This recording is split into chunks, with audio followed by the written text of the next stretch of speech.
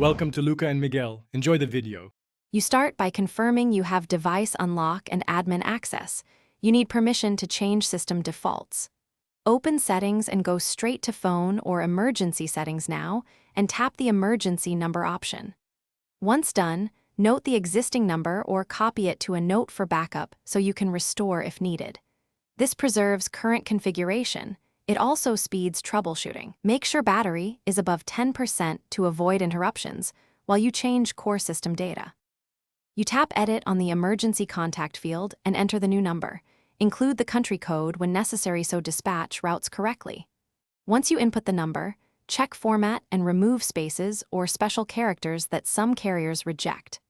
After saving, test the entry by viewing it again and attempting a simulated emergency call flow if your OS allows it. Do not actually call emergency services. If the interface asks, confirm overriding carrier defaults so your number becomes primary. You finish by restarting the device to ensure the new default propagates across lock screen and SOS features. Then, verify the emergency flow on the lock screen or via the SOS shortcut. Use the interface test function rather than placing a real emergency call.